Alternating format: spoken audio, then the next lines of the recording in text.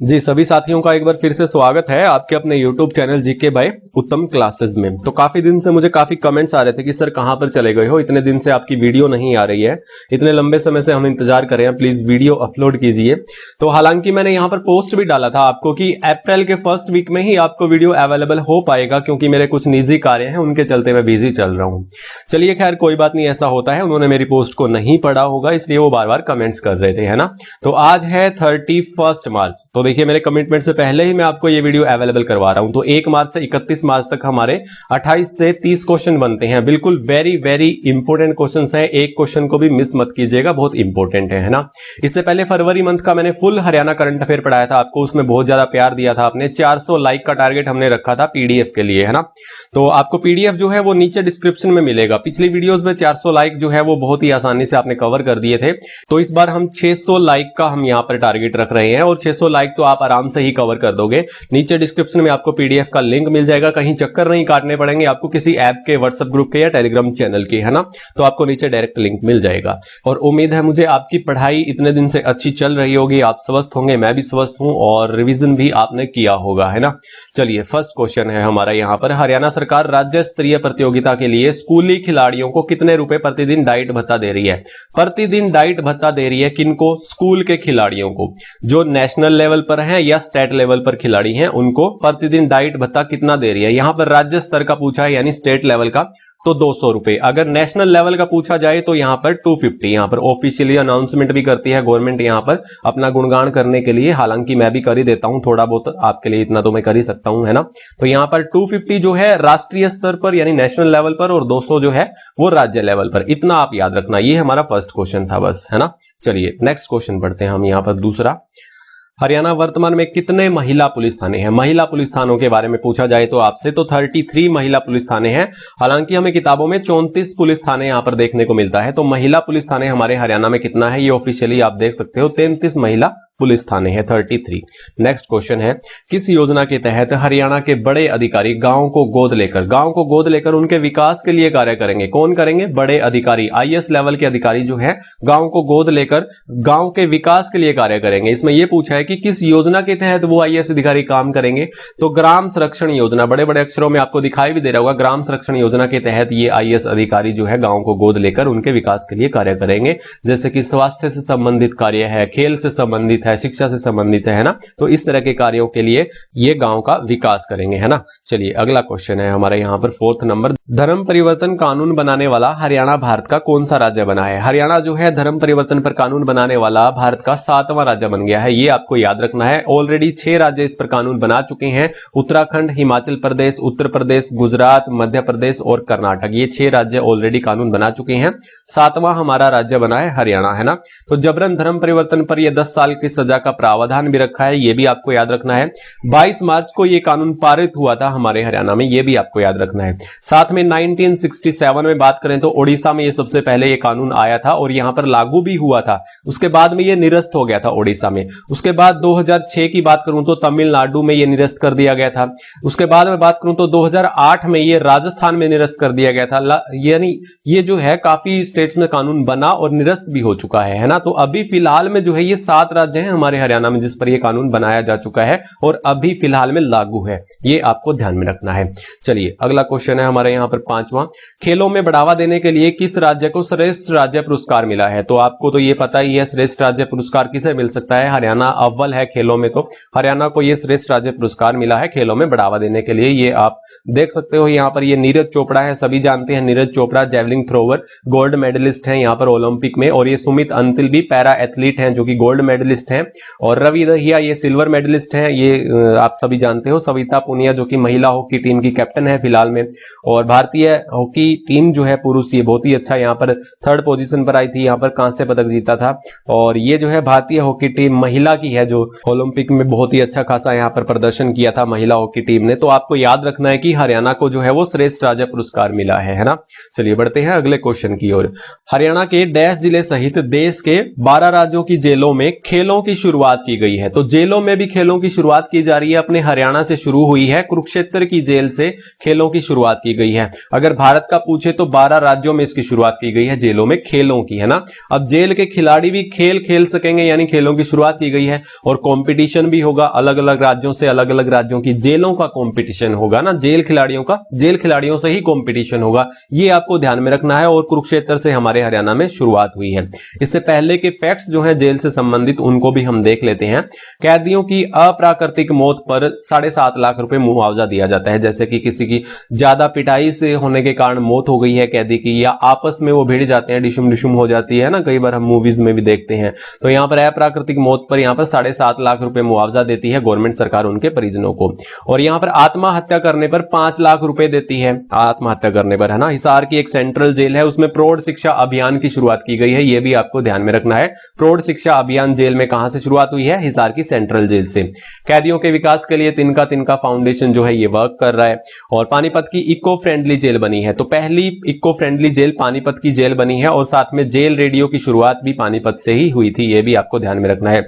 एक नू जिला डिस्ट्रिक्ट जेल बनाई गई है, 20वीं जेल बनी है। तो अभी हाल ही में हमारे 20 जेलें हैं, यहां पर 17 जिला जेलें हैं और 3 सेंट्रल जेलें हैं। देखो इतना कुछ मैंने आपको बता दिया। आप मुझे बताएंगे कि 3 सेंट्रल जेलें जो है वो कौन कौन सी हैं हमारे हरियाणा में, है ना। एक तो मैंने आपको बता ही दी, यहां पर देखो हिसार की सेंट्रल जेल में जो कि प्रौढ़ शिक्षा अभियान की शुरुआत की जा रही है, तो हिसार की एक सेंट्रल जेल है। 2 आप हमें कमेंट बॉक्स में जरूर बताइएगा। जो सीरियस बच्चा है, जो हमारी लगातार वीडियोस देखता है, पीडीएफ डाउनलोड करता है, वो जरूर कमेंट में बताएगा कि कौन सी हमारी 2 सेंट्रल जेलें और हैं, है ना। चलिए अगला क्वेश्चन है हमारा यहां पर 7वां। हरियाणा की कितनी बेटियों ने वुमेन ट्रांसफॉर्मिंग इंडिया अवार्ड 2021 जीता है? वुमेन ट्रांसफॉर्मिंग इंडिया अवार्ड जो है नेशनल लेवल पर दिया जाता है।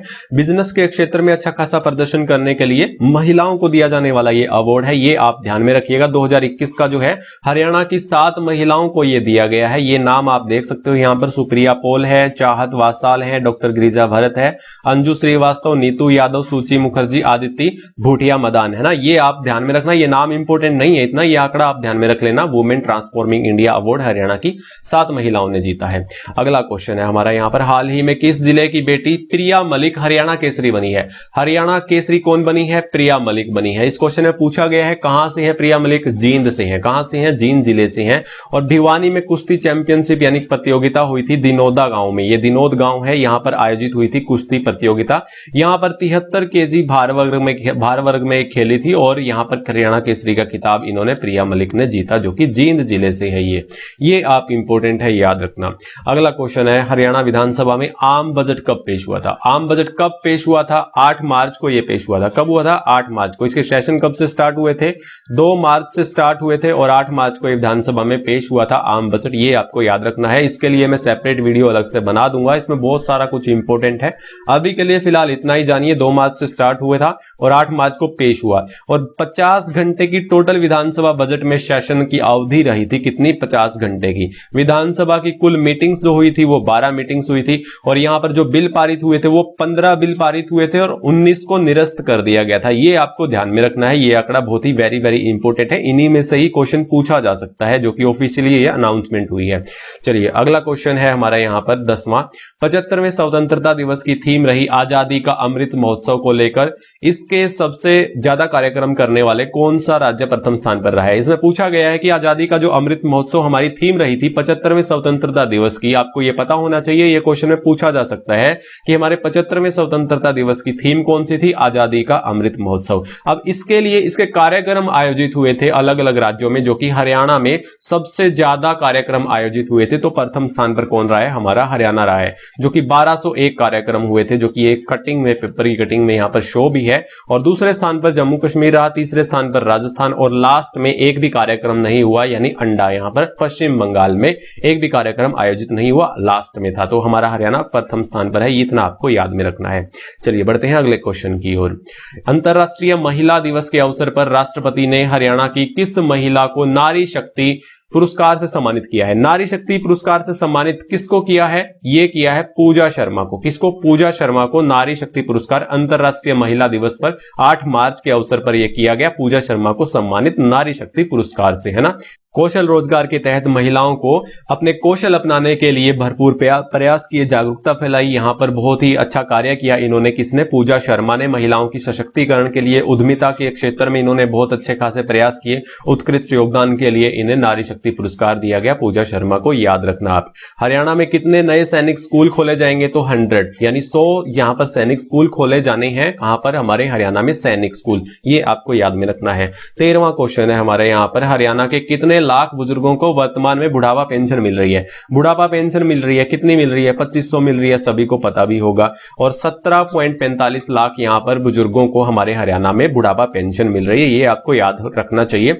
और पिछले 3 साल में 4,60,198 नए बुजुर्गों की पेंशन यहाँ पर स्टार्ट की गई है, ये भी आपको ध्यान में रखना है। टोटल कितने हैं? लगभग 17.5 लाख बुजुर्गों को यहाँ पर हमारे पेंशन मिल रही है। अगला क्वेश्चन है हमारा यहाँ पर, हाल ही में चर्चित स्वामी ओमानंद सरस्वती संग्रहालय का भूमि पूजन किस जिले में हुआ है? हमारे मुख्यमंत्री मनोहर लाल खट्टर ने किया है। इसका भूमि पूजन कहां पर? झज्जर में। बेहद इंपॉर्टेंट क्वेश्चन है। स्वामी ओमानंद सरस्वती संग्रहालय कहां पर? झज्जर में इसका भूमि पूजन हुआ है। साथ ही में आप याद रखेंगे, झज्जर में हाल ही में युद्ध वीरांगनाओं को नारी सम्मान पत्र देकर सम्मानित किया गया। कहां पर? झज्जर में नारी वीरांगनाओं को नारी सम्मान पत्र दिया गया।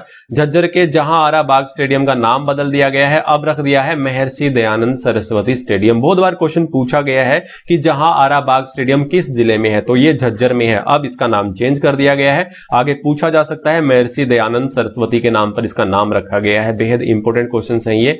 और प्रधानमंत्री मत्स्य संपदा योजना के तहत किस जिले में मछली बाजार, याद रखना, मछली बाजार की स्थापना की जाएगी प्रधानमंत्री मत्स्य संपदा योजना के तहत, ये भी झज्जर में है ना। तो ये सारे क्वेश्चन झज्जर के बारे में बहुत इंपॉर्टेंट क्वेश्चन रहते हैं, मछली बाजार वाला। और यहाँ पर युद्ध वीरांगनाओं को नारी सम्मान पत्र देकर सम्मानित किया। स्वामी ओमानंद सरस्वती संग्रहालय का उद्घाटन यहां पर किया। और साथ के साथ में ये जहां आरा बाग स्टेडियम का नाम बदलकर महर्षि दयानंद सरस्वती किया गया है ना। तो चलिए अगले क्वेश्चन की ओर बढ़ते हैं हम। आर्थिक सहायता हेतु मुख्यमंत्री राहत कोष से कौन सा पोर्टल लॉन्च किया गया? मुख्यमंत्री राहत कोष से कौन सा पोर्टल लॉन्च किया गया है? यहां पर सरल पोर्टल के नाम से लॉन्च किया गया है, ये आप याद रखिएगा।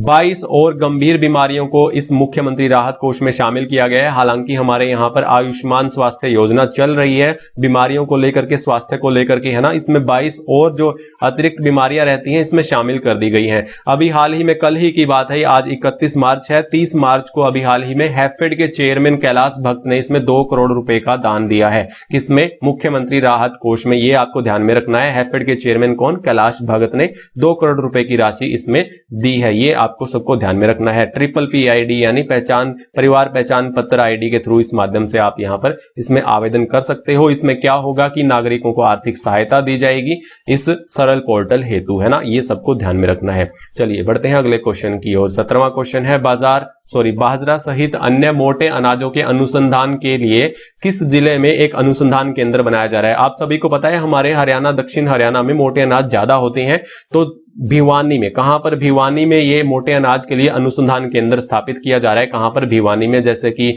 गवार है, चना है, बाजरा है, ये सब जो है मोटे अनाज है, और इनके अनुसंधान के लिए भिवानी में गोकलपुरा गांव, ये करेक्ट लोकेशन है। गोकलपुरा गांव में 54 एकड़ की लागत से 63 एकड़ जमीन में ये लगाया जा रहा है, आपको ध्यान में रखना है। संयुक्त राष्ट्र संघ द्वारा 2023 वर्ष को अंतरराष्ट्रीय मोटे अनाज वर्ष घोषित किया गया है। मोटे अनाज का वर्ष जो घोषित किया गया है 2023 को, किसके द्वारा? संयुक्त राष्ट्र संघ द्वारा, है ना।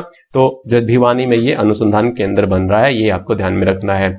हरियाणा सरकार डैश से 12वीं कक्षा तक के 5 लाख विद्यार्थियों को निःशुल्क टैबलेट उपलब्ध करवाए जाएंगे। तो टैबलेट उपलब्ध करवा रही है कौन सी कक्षा से कौन सी कक्षा तक? यहां तक 10वीं कक्षा से, 10वीं कक्षा से 12वीं कक्षा तक, ये आप देख सकते हो। ऑप्शन सी इसका राइट आंसर हो जाएगा, जो कि 10वीं से 12वीं कक्षा, 10वीं 11वीं 12वीं के 5 लाख विद्यार्थियों को यहाँ पर ये निःशुल्क टैबलेट फ्री दिए जाएंगे यहाँ पर। और इसमें प्री अपलोडेड डेटा जो होगा, इसका पाठ्यक्रम होगा 10वीं 11वीं 12वीं का, वो पहले से ही अपलोडेड होगा, और इसमें जो है निःशुल्क इंटरनेट डेटा भी प्रोवाइड करवाएगी। तो काफी सारे फीचर्स जो है इसमें इनबिल्ट दिए जाएंगे, और साथ में इंटरनेट डेटा भी दिया जा रहा है। तो ये देखने को मिलेगा मई 2022 तक हमें, है ना। तो ये सब आपको ध्यान में रखना है, 10वीं से 12वीं कक्षा तक ये सब निःशुल्क दिया जा रहा है। हरियाणा सरकार देसी कपास लगाने वाले किसान को कितने रुपए प्रति एकड़ रुपए देने का फैसला किया है। अब देसी कपास जो लगाएगा प्रति एकड़ अनुदान दे रही है हरियाणा गवर्नमेंट सरकार, कितना 3000 रुपए। ये आपको ध्यान में रखना है, 3000 रुपए यहां पर अनुदान देगी जो देसी कपास लगाएगा हमारे हरियाणा में। रुपए प्रति एकड़ दिया जाएगा ये 3000 रुपए, ये आपको ध्यान में रखना है। अगला क्वेश्चन है प्रति एकड़ 400 पेड़ लगाने पर। ये क्वेश्चन पहले भी काफी दिन पहले मैं पढ़ा चुका हूं आपको, और ये अब भी सुर्खियों में है कि 400 पेड़ लगाने में किसान को जो है हर वर्ष 3 वर्ष के लिए लगातार प्रोत्साहन राशि 10,000 रुपए दी जा रही है। कितनी? 10,000 रुपए यहां पर राशि दी जाएगी। 400 पेड़ जिसमें से पपाया और आपके जो सफेदे के पेड़ हैं वो शामिल नहीं है, इसके अलावा कोई भी पेड़ लगा सकते हैं लगातार 3 वर्षों के लिए, यानी 30,000 रुपए हरियाणा गवर्नमेंट सरकार दे रही है 400 पेड़ लगाने पर। ये आपको ध्यान में रखना है। चलिए बढ़ते हैं अगले क्वेश्चन की ओर। हाल ही में राष्ट्रपति द्वारा हरियाणा के कितने विद्वानों को यहां पर पद्मश्री अवार्ड से नवाजा गया? तो पद्मश्री अवार्ड दिया गया यहां पर किन किन को दिया गया ये आपको पता भी होगा। 5 को यहां पर हमारे हरियाणा में दिया गया। ओम प्रकाश गांधी जो कि एक सोशलिस्ट हैं, जो कि समाज सेविक हैं और कन्या गुरुकुल के संस्थापक भी हैं। 1987 में कन्या गुरुकुल की इन्होंने स्थापना की थी ओम प्रकाश गांधी ने। नीरज चोपड़ा को सब जानते हैं। मोतीलाल मदान जो कि एक पशु चिकित्सक हैं, इन्होंने भी काफी साइंस और इंजीनियरिंग में काफी योगदान दिया है, ये भी आपको ध्यान में रखना है। मोतीलाल मदान है ना। सुमित अंतिल को भी जानते हैं, पैरा एथलीट हैं। रघुवेंद्र तंवर, ये साहित्य और शिक्षा में इन्होंने काफी अच्छा खासा योगदान दिया है और ये भारतीय ऐतिहासिक अनुसंधान परिषद के ये अध्यक्ष भी हैं। इनको ये पद्मश्री अवार्ड से नवाजा गया है। तो टोटल कुल हमारे यहाँ पर 5 को हमारे यहाँ पद्मश्री से नवाजा गया, ये आपको ध्यान में रखना है। बढ़ते हैं अगले क्वेश्चन की ओर। राष्ट्रीय और अंतर्राष्ट्रीय स्तर पर बेहतर प्रदर्शन करने वाली महिलाओं को सुषमा स्वराज पुरस्कार के तहत कितनी राशि दी जाएगी? सुषमा स्वराज पुरस्कार दिया जाएगा अब महिलाओं को राष्ट्रीय और अंतर्राष्ट्रीय स्तर पर बेहतर प्रदर्शन करने के लिए, और साथ में 5 लाख रुपए की राशि भी दी जाएगी, ये आपको ध्यान में रखना है। सुषमा स्वराज को तो सभी जानते होंगे, अंबाला से थी ये। अभी लास्ट 2019 में इनकी डेथ हुई थी और अरुण जेटली के साथ इनको पद्म विभूषण से भी नवाजा गया था। ये दिल्ली की पहली मुख्यमंत्री भी रही थी, हमारे भारत की विदेश मंत्री भी रही थी। ये आप सबको पता भी होना चाहिए इनके बारे में, है ना। तो किस जिले की आंगनवाड़ी वर्कर गीता को सर्वश्रेष्ठ आंगनवाड़ी वर्कर अवार्ड दिया गया है? तो गीता नाम है इनका, सर्वश्रेष्ठ आंगनवाड़ी वर्कर अवार्ड दिया गया है। कहां से है ये? पानीपत के इसराना से है। पानीपत के इसराना से है, ये आपको ध्यान में रखना है। ये कौन? गीता को सर्वश्रेष्ठ आंगनवाड़ी वर्कर अवार्ड दिया गया है हमारे हरियाणा से, ये ध्यान में रखना है। किस जिले में भारत का पहला विश्व शांति केंद्र स्थापित किया जाएगा? विश्व शांति केंद्र स्थापित किया जाएगा भारत का पहला है। कहां पर? गुरुग्राम में। कहां पर किया जाएगा? गुरुग्राम में किया जाएगा। आध्यात्मिक कार्यक्रम यहां पर किए जाएंगे, जैसे कि सत्संग करवाना है, मेडिटेशन करवाना है आदि वगैरह यहां पर किए जाएंगे। तो जो कि ये यहाँ पर विश्व शांति केंद्र के नाम से यहाँ पर स्थापित किया जाएगा गुरुग्राम में। हरियाणा में हल्दी प्लांट किस जिले में लगाया जाएगा? हरियाणा में हल्दी प्लांट लगाया जाएगा यमुनानगर में। हालांकि जो है अंबाला में सबसे ज्यादा हल्दी होती है और प्लांट कहां पर लग रहा है? यमुनानगर में लग रहा है, ये आपको याद रखना है। अगला क्वेश्चन है, लैंडलॉक श्रेणी के तहत हरियाणा का नीति आयोग के निर्यात तैयारी सूचकांक में कौन सा स्थान मिला है? निर्यात तैयारी सूचकांक में जो स्थान मिला है वो पहला स्थान मिला है, ये आप याद रखेंगे। कौन सी श्रेणी में? लैंडलॉक श्रेणी में। लैंडलॉक श्रेणी में वही राज्य आते हैं जिनको कोई जल सीमा नहीं लगती है। तो जिनको कोई जल सीमा नहीं लगती है उसमें पहला स्थान हमारे हरियाणा का रहा है। किसमें? निर्यात तैयारी सूचकांक में। और ये जारी कौन करता है? नीति आयोग जारी करता है। भारत में ऑल ओवर पूछा जाए तो हरियाणा को 58.2 मार्क्स मिले हैं और 5वां स्थान हमारे भारत में ऑल ओवर में रहा है। लैंडलॉक में पूछा जाए तो पहला स्थान रहा है। व्यापार, वाणिज्य, उद्योग, निर्यात क्षेत्र में यह सूचकांक जारी किया जाता है, ये सब आपको ध्यान में रखना है। दूसरा स्थान जो है लैंडलॉक श्रेणी में वो उत्तर प्रदेश का है, तीसरा मध्य प्रदेश का है और चौथा पंजाब का है ना। तो चलिए बढ़ते हैं अगले क्वेश्चन की ओर। 27वां क्वेश्चन है, हरियाणा के किस जिले की बेटी खुशी ने लखनऊ में आयोजित जूनियर राष्ट्रीय हैंडबॉल प्रतियोगिता में स्वर्ण पदक जीता? किसने जीता? खुशी ने जीता। नेतृत्व किया हरियाणा की टीम का किसने किया? खुशी ने किया। कहां पर आयोजित हुई?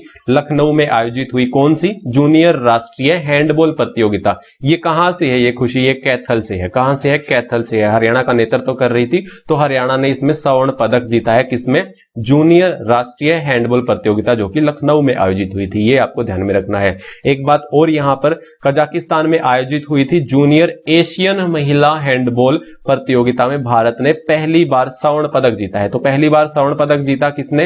भारत ने। कजाकिस्तान में आयोजित हुई थी जूनियर एशियन महिला हैंडबॉल प्रतियोगिता, ये भी आपको ध्यान में रखना है। और एक और क्वेश्चन है हमारा यहां पर खेल से संबंधित।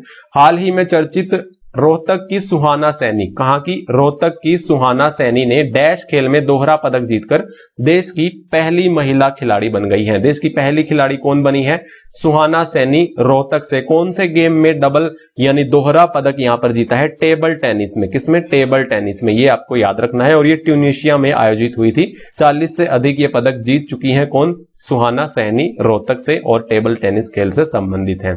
चलिए बढ़ते हैं अगले क्वेश्चन की ओर। यहां पर यह भी आप याद रखना, यहां जींद की सुदकैन खुर्द की बेटी है विकास राणा, जो कि national winter biathlon games Gulmarg में हुए थे 2022 में। इन्होंने ब्रॉन्ज मेडल जीता और ये ब्रॉन्ज मेडल जीतने वाली हरियाणा की पहली बेटी बनी है। तो पहली बार मेडल जीता है, ये आपको ध्यान में रखना है। कहां से है ये?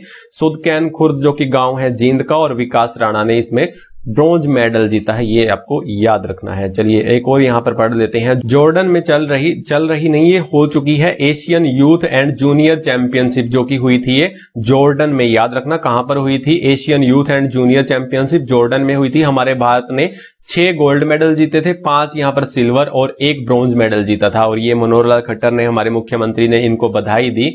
आप यहां पर याद रखेंगे फर्स्ट और लास्ट को छोड़कर हमारी ये जो 4 बेटियां हैं ये हरियाणा से हैं। कौन? 4 बेटियां ये हरियाणा से हैं। नाम आपको मैं बता देता हूं, यहां पर विधि है, विनी है, यशिका है और रुद्रिका है। ये 4 बेटियां हरियाणा से हैं, जो कि जॉर्डन में हुई थी एक game Asian youth and junior championship मुक्केबाजी में। ये आप याद रखना, मुक्केबाजी में इन्होंने गोल्ड मेडल जीता है। ऑल ओवर हरियाणा से, ऑल ओवर भारत में तो 6 गोल्ड मेडल आए हैं और 4 गोल्ड मेडल हमारे हरियाणा से थे।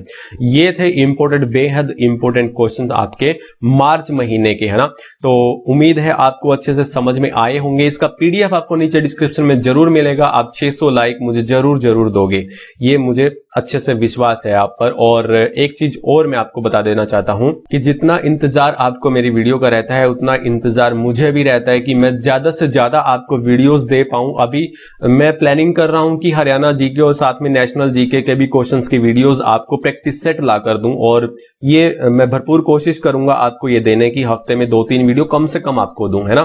तो चलिए अब मिलते हैं नेक्स्ट वीडियो में, तब तक के लिए जय हिंद, जय भारत।